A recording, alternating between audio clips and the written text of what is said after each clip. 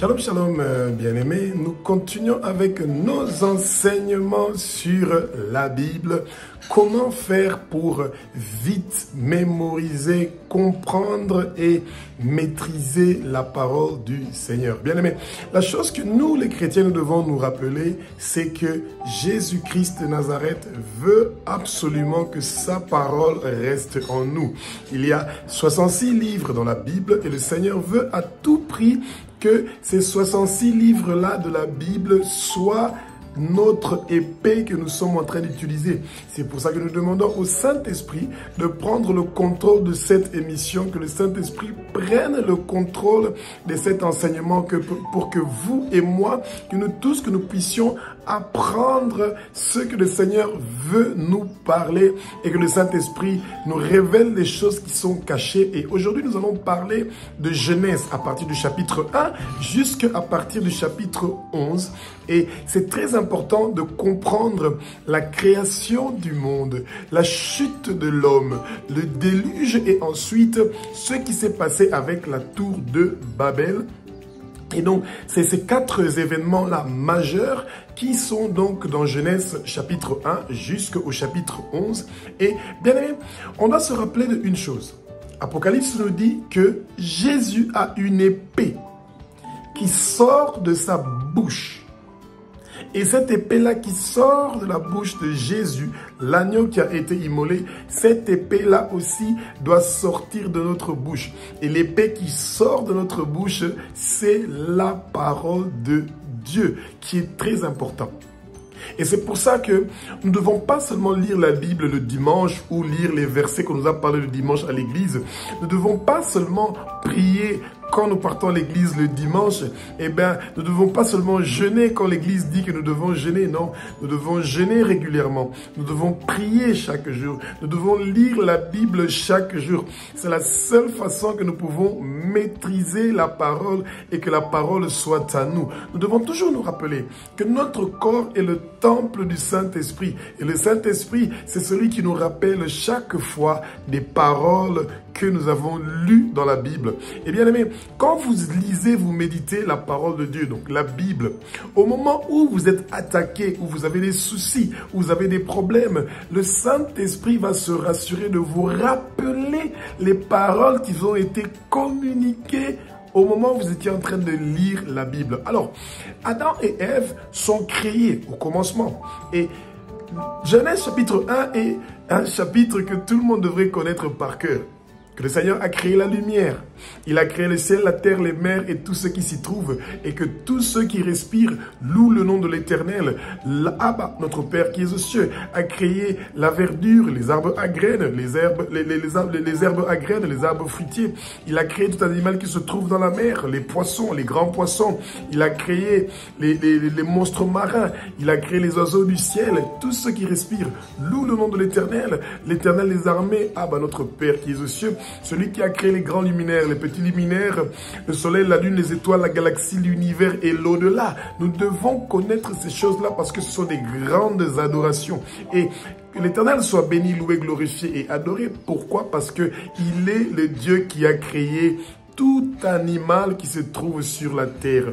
Il a créé les bétails, les reptiles, les serpents et les dragons que nous écrasons, qui sont les marchepieds de nos pieds. Et il a créé l'homme et la femme selon leur image et selon leur ressemblance. Donc Dieu veut que nous le ressemblons dans toutes les perfections. C'est pour ça que nous devons refuser le péché dans notre vie. C'est pour ça que nous devons nous éloigner des péchés dans notre vie pour que nous puissions nous approcher à la perfection de Dieu. Dieu nous a créés avec de l'intelligence, avec des émotions, avec une volonté. Et il respecte l'intelligence de l'homme. Il respecte les émotions de l'homme. Il respecte la volonté de l'homme.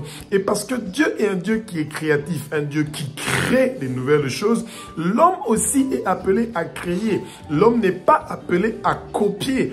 Dieu n'est pas une machine Toshiba qui est une photocopieuse qui copie d'une page à une autre, la même page on recopie. Non, Dieu a créé chaque être humain avec son ADN, avec sa spécialité. Et Dieu, quand il a créé l'homme et la femme, il les a mis dans le jardin d'Éden. Pourquoi? Parce que le jardin d'Éden est où Dieu a mis les animaux, la verdure, les herbes à graines, des fleuves avec de l'or qui est en train de couler, toutes sortes de bénédictions. Et Dieu savait que c'est très important pour Adam de ne pas être seul. C'est pour ça que Dieu a donné à Adam, Ève, une aide pour Adam. Et c'est pour ça que c'est pas bien que l'homme soit seul. Et c'est pas tous les gens qui ont cet appel-là de ne pas être seul. Eh ben, il y a des gens qui ont cet appel-là d'être seul dans leur vie, mais il y en a beaucoup qui ne réussissent pas.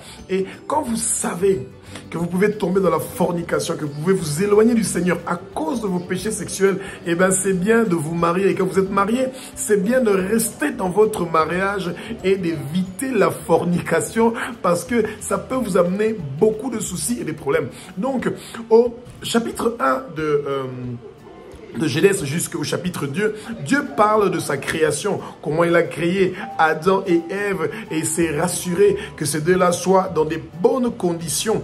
Et Dieu a créé Adam et Ève avec toutes les perfections, avec une harmonie merveilleuse. Il n'a rien raté dans la création de l'homme. Dieu n'a rien raté dans la création de l'homme.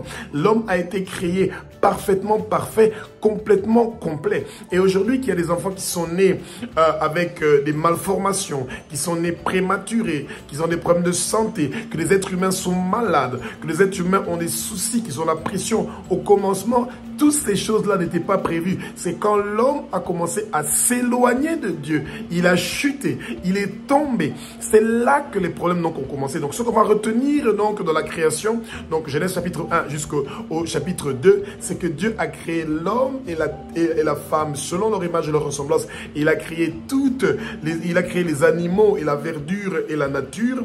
Et ensuite, il nous a donné la liberté de dominer ces choses-là. Et le Seigneur a dit que nous devons nous multiplier. Et c'est pour ça que la stérilité n'est pas quelque chose qui est la bienvenue dans notre vie. Donc c'est ça que nous devons retenir. Et ensuite, Genèse chapitre 3 nous parle de la chute de l'homme. Eh bien, l'homme est tenté par Satan. Satan existe avant l'homme. Et c'est ça qu'on retrouve dans Genèse, dans Apocalypse. Et c'est là-bas qu'on est en train de nous révéler que Jésus-Christ, Dieu et Satan, tous existaient avant que le monde soit créé. Vous voyez? Et Satan, c'est lui et ses anges déchus, leur place est dans les temps de feu, dans le feu ardent, dans le feu de soufre. Et c'est pour ça que le Satan savait déjà que sa place est dans l'enfer. Et c'est pour ça qu'il s'est dit, je ne veux pas y aller seul. Et comme Dieu a créé Adam et Ève, il s'est dit, ah, je veux y aller et je veux les séduire. Et Satan savait que l'homme sera rude et dur avant lui. Et c'est pour ça qu'il a préféré de passer par la femme qui aime la séduction. La femme est facilement, disons, sensible à la séduction. Et c'est comme ça que le serpent est venu d'une façon silencieuse pour venir détruire l'homme. Faire que l'homme soit chassé de la présence de Dieu. Que la gloire que l'homme avait, la lumière, que cette lumière-là, que cette gloire-là puisse être éteinte et que l'homme puisse souffrir comme lui, le Satan, il est en train de souffrir. Dieu veut que nous retournons dans le jardin d'Éden. Ève a écouté le serpent. On les avait dit, ils peuvent tout faire dans le jardin d'Éden, sauf manger de l'arbre qui se trouve au milieu du paradis de Dieu. Pourquoi? Parce que Dieu savait, le jour que l'homme va manger de ce fruit-là, il aura la vie éternelle. Et s'il décide d'être mauvais et de commettre les péchés, et qu'il mange ce fruit-là, il ne va pas mourir. Et sa mauvaise semence va continuer sur terre. Et ça va être une catastrophe. Et le Satan a dit par le serpent à Ève que non, Dieu ne vous a pas dit la vérité. Le jour que vous allez manger de ce fruit-là, vos yeux vont s'ouvrir. Vous allez connaître la vérité. Et c'est comme ça que Ève a mangé du fruit. Et elle a trouvé que ce fruit-là était bon. Elle a donné ce fruit-là aussi à Adam et Adam aussi a mangé. Et Dieu est directement descendu parce qu'il avait un rendez-vous chaque jour avec Adam au milieu de Éden pour le parler. Et Adam n'était pas au rendez-vous ce jour-là. Parce que Adam a entendu la voix du Seigneur. Bien aimé, quand le Seigneur est en train de descendre sur terre, il y a des tremblements de terre, des tonnerres, des trompettes. Et Adam n'avait pas peur de ça avant parce qu'il avait la gloire. Cette lumière. Et quand il est tombé, il a eu peur. La crainte l'a pris parce qu'il a entendu les tonnerres. Tout d'un coup, il a reconnu les tonnerres. Il a entendu la voix du Père. Et le Seigneur est venu pour lui demander, Adam, où es-tu? Et Adam et Ève ont pris des feuilles de figuier. Ils se sont couverts. Et c'est là que l'homme a commencé sa chute. Et Dieu était très déçu de voir qu'il a demandé une seule chose à Adam, de ne pas manger du fruit qui est au milieu du paradis de Dieu, au milieu de Éden. Et cette petite chose-là que Dieu l'avait demandé de ne pas faire, et il a fait directement au début, par sa femme Ève. Vous voyez? Et Dieu veut que nous retournions dans le jardin d'Éden, bien-aimés. Il veut que nous retournions dans sa présence, que nous cherchions la perfection, la sanctification, que nous refusons le péché. Dieu veut que nous soyons à son service, que nous gagnions des âmes pour son royaume, que nous préparons les noces de Jésus avec son Église, que nous partons partout dans le monde entier pour parler du nom de Père, de Abba, notre Père qui est aux cieux. Que nous puissions partir dans chaque recoin du monde entier pour parler de l'évangile de Jésus-Christ de Nazareth. C'est ça la mission que le Seigneur a préparée pour nous. Il veut que nous travaillions pour lui, ensemble avec lui, pour que le monde revienne au milieu du paradis de Dieu. Et il a donné la clé du paradis à Jésus-Christ de Nazareth. Quand on dit oui à Jésus, on dit oui au paradis et on dit non au péché. Vous voyez, bien aimé? Et maintenant, à Genèse chapitre 6 et 10, Dieu en a marre de voir que l'homme continue à faire sa volonté et non la volonté de Dieu. Et c'est comme ça qu'il a décidé que Noé, avec ses 3 fils et les 3 femmes de ses fils avec sa femme, ça fait 8 personnes. Bien aimé, vous imaginez? Entre Adam et Noé, il y a des millions de gens qui sont nés. Et que Dieu juge bon qu'il y a seulement 8 personnes qui sont dignes de rester en vie et il veut se débarrasser du reste. Alléluia. Oh Seigneur Jésus, épargne-nous. C'est grave. C'est très grave. Noé, sa femme, ses 3 fils et les femmes de ses fils. Ils sont les 8 personnes qui sont jugées aptes à rester sur terre. Et quand les hommes pensent que Dieu est un Dieu de pitié et qu'il est miséricordieux, oui, il est, mais ceci un Dieu de décision.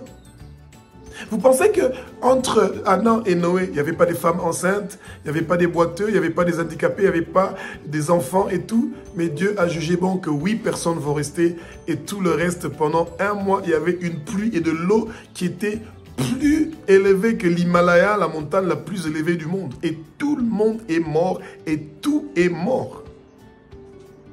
À part Noé et les animaux qu'il avait emmenés et sa famille. C'est ça le déluge. Dieu veut que nous retournons dans le jardin d'Éden. Il veut que nous retournons vers lui. Il veut que nous mangeons du fruit de l'arbre de vie qui se trouve au milieu du paradis de Dieu, mais à la seule condition d'accepter Jésus comme son fils. Parce que c'est Jésus qui est ce fruit que nous mangeons pour avoir la vie éternelle. Jésus est cet arbre-là que nous voulons avoir.